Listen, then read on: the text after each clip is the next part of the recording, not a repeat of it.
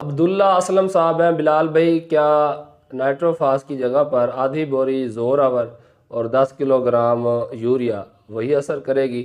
जी हाँ भाईजान, वही असर करेगी, मगर नाइट्रोफास को आप गाप पे भी छटा कर सकते हैं। इसी तरह आप यूरिया का भी छटा कर सकते हैं। लेकिन अगर आप जोरावर इस्तेमाल करेंगे तो इसको आपने पहले पानी में हल करना है, उसके बाद आपने इसे फर्टिगेट करना है।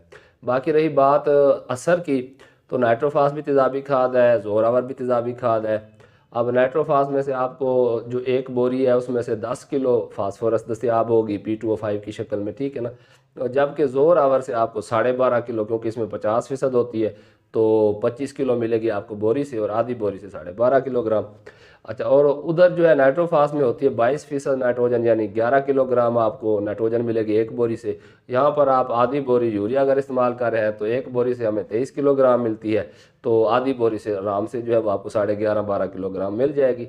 तो उस हवाले से इन दोनों का जो है वो जो आपको सस्ती पड़े और जिसको इस्तेमाल करना आसान हो वो आप इस्तेमाल कर लें, रिजल्ट्स आपको एक जैसे ही मिलेंगे। हारिया सूरजमुखी के हवाले से मैंने वीडियो अपलोड की फर्टिलाइज़र प्लान, तो यह भाई है, इनका मेरे ख्याल में चैनल है अमजद ट्रैक्टर्स के नाम से। इन्होंने कहा है कि जी जो आलू वाली ज़मीन है उसके बाद, और बड़ी ज़रखेज़ ज़मीनें होती हैं, ठीक है ना, ये जो दीपाल पर उकाड़ा वाली साइड पर जो है बड़ा आलू काश्त किया जाता है, उसके बाद जो हम भारिया मकई काश्त करते हैं उसका फर्टिलाइज़र प्लान कैसा होना चाहिए। अच्छा, अब ये जो फर्टिलाइज़र प्लान है उसमें थोड़ा बहुत तब्दीली करनी पड़ेगी, इंशाल्लाह मैं वीडियो अपलोड कर दूंगा, क्योंकि आलू के काश्तकार हैं वो 3 बोरी DAP या इसके अलावा जरखेज़ प्लस भी काफ़ी ज़्यादा मकदार में इस्तेमाल करते हैं, तो फास्फोरस पोटाश अच्छा खासा खर्चा करते हैं आलू की फसल के ऊपर, फिर ही जाके अच्छी पैदावार आती है। तो इस हवाले से एक दोस्त ने मेरे साथ डाटा शेयर किया है कि उन्होंने कितनी DAP इस्तेमाल की है, कितनी पोटाश इस्तेमाल की है और क्या क्या कर रहे हैं। तो उन चीज़ों को मद्देनज़र रख कर मैं आपको इंशाल्लाह फर्टिलाइज़र प्लान पर वीडियो बना दूंगा। मगर होगा ये कि इसमें आपका ना जो फास्फोरस है उसमें थोड़ी सी आप उसमें रिडक्शन कर लेंगे, और ये भी हो सकता है कि अगर आपने SOP की पूरी बोरी डाली थी आलूओं में, तो शायद मैं आपको रिकमेंड ना करूं कि आप पूरी बोरी डालें मकई के अंदर। बाकी जो नाइट्रोजन है ना, नाइट्रोजन तो स्टे नहीं करती ना ज़मीन के अंदर, वो तो हमारी जो है वो समझ लें 100% ज़मीनों में नाइट्रोजन की हर वक्त कमी होती है, वो आपको मकई की फसल को पूरी देनी पड़ेगी। ये भाई हैं ज़्यादातर ये मराना साहब, ये कहते हैं जी SOP जो है वो दानेदार तो होती नहीं है, फिर इसे ज़मीन में कैसे डालें। भैया दानेदार हो तो भी छट्टा हो सकती है, अगर दानेदार नहीं है तो अगर खाली ज़मीन पे डालनी है तो छट्टा हो सकती है। हम बोरिक एसिड को भी तो छट्टा करते हैं ना। और उसके अलावा ये हाल है कि अगर वो थोड़ी मिकदार में आप डाल रहे हैं और छट्टा करना मुश्किल है तो मट्टी में मिक्स करें मेरे भाई।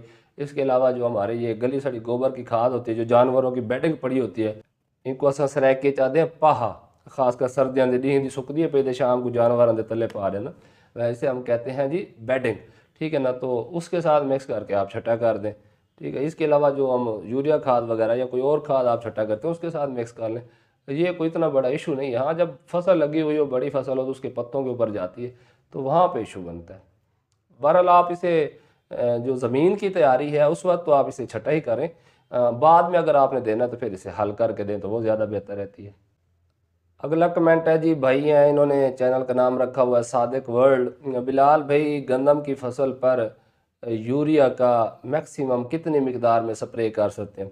वजन वैसे तो 2 किलोग्राम फी एकड़ के हिसाब से स्प्रे किया जा सकता है, मगर मैं आपको सिफारिश करूंगा कि अगर आपको लगता है कि ज़रूरत है तो फिर आप 1 किलोग्राम ही यूरिया का स्प्रे करें फी एकड़।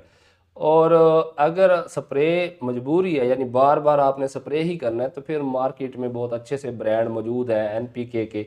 इसके अलावा जो है वो स्पीड फुल N आपने नाम सुना होगा, ठीक है ना। तो ऐसे ऐसे फोलियर नाइट्रोजन मौजूद है जिनका स्प्रे किया जा सकता है। बहरहाल अगर आप 2 किलोग्राम फी एकड़ के हिसाब से भी गंदम के ऊपर स्प्रे कर देते हैं तो कोशिश करें साथ में पोटाश भी मिला लें, यानी जो फोलियर ग्रेड पोटाश होती है, जैसे ये के लीफ वगैरह है, तो इसे भी साथ में मिला लें। और फिर एक स्प्रे और दूसरे स्प्रे के दरमियान कम से कम 15 दिन का वक्फा रखें। ये नहीं है कि एक दिन किया फिर चौथे दिन फिर कर दिया फिर चौथे दिन कर दिया, ऐसा आपने नहीं करना।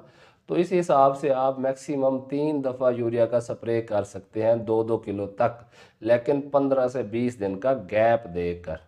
आसिम जमील साहब हैं जी, बिलाल भाई स्वीट पोटैटो का भी फर्टिलाइज़र प्लान शेयर करें। स्वीट पोटैटो जिसे हम शक्करकंदी कहते हैं, तो इंशाल्लाह भाईजान ज़रूर कोशिश करूँगा। इसके अलावा और भी बहुत सारे दोस्तों के कमेंट्स हैं, तो जैसे जैसे मैं वीडियोस बनाता हूँ उसमें नए नए कमेंट्स शामिल करता रहता हूँ।